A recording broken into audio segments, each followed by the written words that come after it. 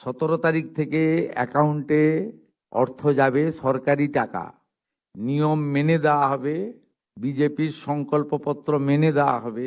27 লক্ষের মধ্যে 7 লাখ ট্রাইব্যুনালে আপিল করেছে। 7 লক্ষ আন্ডার কনসিডারেশন আছে। আমরা বরাবরই বলেছি সিএএ এবং অ্যাডজুডিকেটে ট্রাইব্যুনালে আপিল লোকেদেরকে আমরা কোথাও কোনো স্কিম থেকে বঞ্চিত করছি না। সে অন্নপূর্ণা হোক, বিকশিত ভারত হোক, আয়ুষ্মান ভারত হোক, মুখ্যমন্ত্রী স্বাস্থ্য বীমা হোক, কোথাও থেকে বঞ্চিত করছি না। কিন্তু যে ভোটার হিসেবে ক্লেমই করেনি, আপনি যদি নিজেকে ভারতীয় হিসেবে ক্লেম না করেন, আপনাকে কি করে আমি ভারতবর্ষের সরকারের করের টাকা আপনাকে দিব? কেন দেব?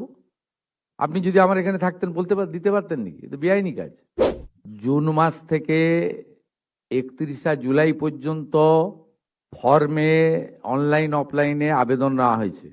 অফলাইনে যাদের আবেদন নেওয়া হয়েছে তাদেরকে পোর্টালে আপলোড করার কাজ হচ্ছে, ভেরিফিকেশন করা হয়েছে। প্রথম যেহেতু আমরা জুনে লঞ্চিং করব বলেছিলাম, 28 লক্ষ লোককে এখান থেকে দিয়েছিলাম। নেতাজি ইন্ডোর স্টেডিয়াম থেকে আমরা অ্যাপ্রক্স 1,19,00,000 মতো লোককে দিয়েছিলাম। তারপরেও আমরা আবেদন নিয়েছি 31 জুলাই পর্যন্ত।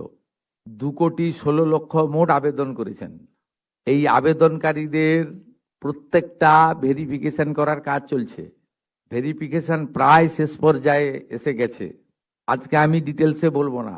10 তারিখে আমি এবং সংশ্লিষ্ট মন্ত্রী মালতী রাভা রায় ডিটেলসে প্রেস কনফারেন্স করব 2 PM। ঠিক আছে, আপনারা আসবেন মিছিলের আগে, তেরঙ্গা যাত্রার আগে।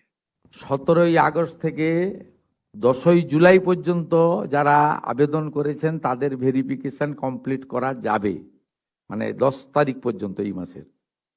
11 থেকে 31 জুলাই ভেরিফিকেশনের জন্য আরো সময় লাগবে। কিন্তু আমরা এই মাসের 17 আগস্ট থেকে আমরা 3,000 টাকা করে ভেরিফাইড লোকেদেরকে, মহিলাদেরকে অ্যাকাউন্টে পাঠাবো। এবং কারা কারা বিবেচিত হবেন সম্পূর্ণ ক্রাইটেরিয়া 10 তারিখ সোমবার বলে দেবো।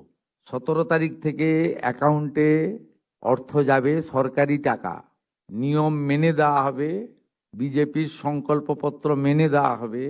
একটা স্কিম তৈরি করতে গেলে, দিতে গেলে যে ফাইন্যান্সিয়াল মিনিমাম ডিসিপ্লিন লাগে সেটা রেখেই দেওয়া হবে। 25 থেকে 60 বছর বয়সী লোকেদের দেওয়া হবে। অন্যান্য সমস্ত আপনারা কাগজ পেন নিয়ে আসবেন, নোট করতে থাকবেন। আমি এবং সংশ্লিষ্ট মন্ত্রী অর্থ সচিবকে রেখে বলে দেব 17 তারিখ থেকে অ্যাকাউন্টে টাকা ট্রান্সফার হবে। আর এটা কেবলমাত্র এই মাসে হয়ে যাবে। পরের মাসে থেকে বিজেপি সরকার যতদিন থাকবে প্রত্যেক মাসে দ্বিতীয় সপ্তাহে টাকা ট্রান্সফার হয়ে যাবে। অতএব এটা নিয়ে বিভ্রান্ত হওয়ার কিছু নেই।